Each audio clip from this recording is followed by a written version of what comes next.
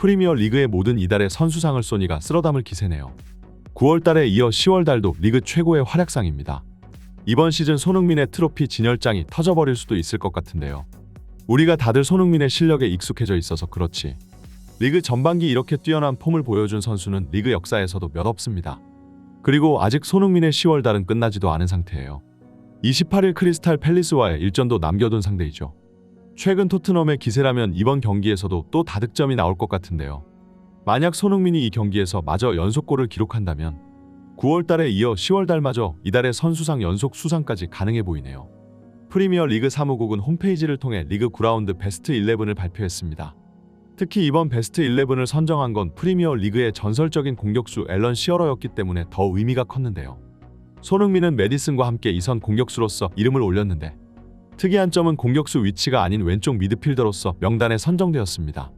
사실 최전방 3톱에 있는 리버풀의 모하메드 살라, 노팅엄 포레스트의 크리스 우드, 아스톤 빌라의 올리 와킨스도 이번 라운드에서 굉장히 뛰어난 활약을 펼쳤기 때문에 이들을 빼놓는 것은 쉽지 않은 결정이었을 텐데요. 하지만 손흥민이 풀럼전에서 보여준 퍼포먼스야말로 더욱 높게 평가받는 것이었고 그렇기 때문에 시어러는 억지로 포지션을 왼쪽 미드필더 자리로 옮기서면서까지 손흥민의 이름을 빼놓고는 쉽지 않았으리라 생각됩니다. 앨런 시어러는 선수들 별로 코멘트를 달며 칭찬을 아끼지 않았지만 특히나 손흥민에게는 유독 애정을 더 쏟는 모습을 보여줬는데요. 손흥민은 이번 시즌 주장으로서 역할을 즐기고 있는 것처럼 보인다. 그는 태생부터가 남을 이끌기 위해 태어난 인물인 것 같다. 단지 리더로서의 의무심이 아닌 타고난 성격 자체가 그렇다. 경기장에서 강한 승부욕을 보여줌과 동시에 어느 순간에서는 팀 동료를 위한 희생정신까지 가지고 있다. 항상 선수들과 피드백을 주고받으며 지시를 내리지만 절대로 훈계를 하거나 가르치려고 들지 않는다. 그는 항상 팀을 위해서 먼저 움직이고 그렇기 때문에 토트넘 선수들도 자연스레 그의 뒤를 따르게 된다. 나는 거의 매 라운드마다 모든 팀들의 경기 후 인터뷰를 지켜보는데 토트넘만큼 친근한 분위기를 보여주고 있는 팀을 본 적이 없다. 그들은 손흥민을 중심으로 강력한 유대감을 발휘하며 리그를 휩쓸고 있다. 손흥민은 지난 시즌 꽤나 나쁜 기억들이 많았을 것이다. 선수 본인과 클럽에게 있어 모두 좋지 않은 시즌이었다. 하지만 이번 시즌 모든 것을 깨끗이 씻어내고 최고의 모습으로 부활했다. 9경기 7골이라는 골 페이스는 진정으로 경이롭다. 하지만 손흥민의 골 기록은 여기서 끝이 아닐 것이다. 이번 시즌 손흥민이 프리미어 리그의 모든 역사를 새로 쓸 수 있을지도 모른다.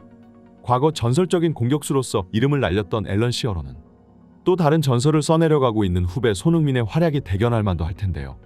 이번 9라운드 끝난 뒤 해외 그 어떤 매체를 찾아보아도 토트넘과 손흥민의 사진이 지면을 가득 메우고 있는 것을 확인할 수 있었습니다.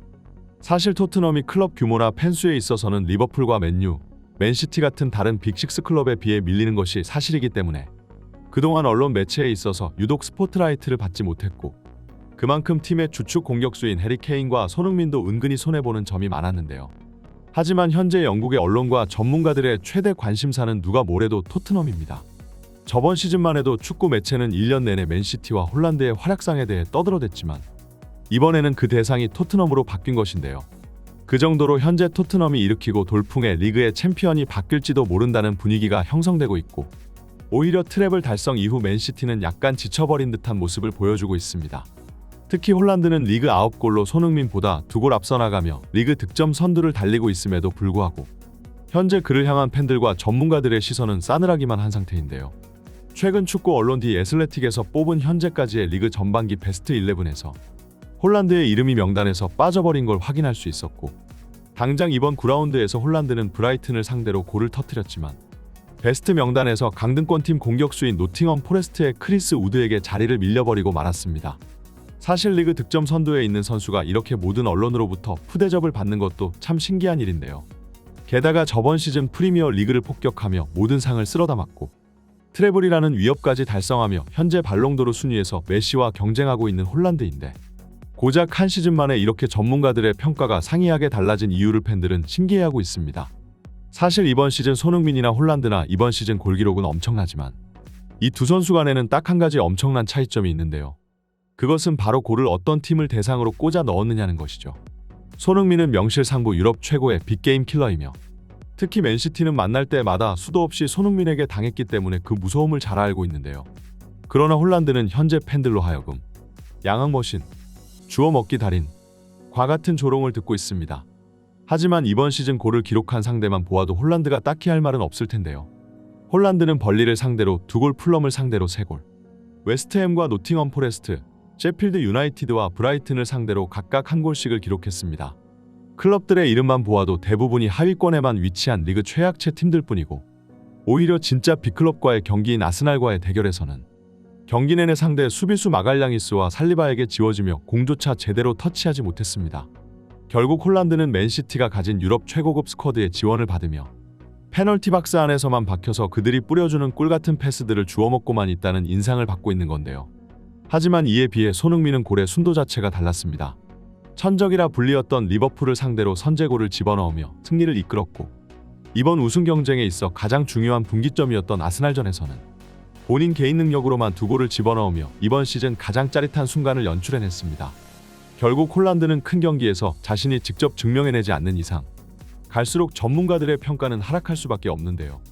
심지어 맨시티는 이번 시즌 빅6 클럽들 중에서 가장 편한 일정을 보내온 팀이고, 이제 조만간 빅클럽들과의 대진이 연이어서 이어질 예정입니다.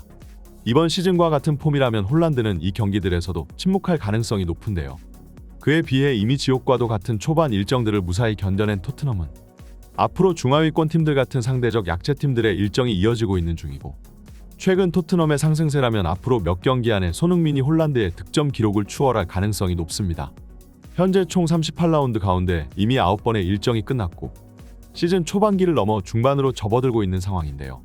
리그 레이스는 장기 마라톤과도 같고, 앞으로 주전 선수들의 체력과 손흥민의 풀컨디션을 어떻게 유지하느냐에 따라 우승 트로피가 결정날 것입니다.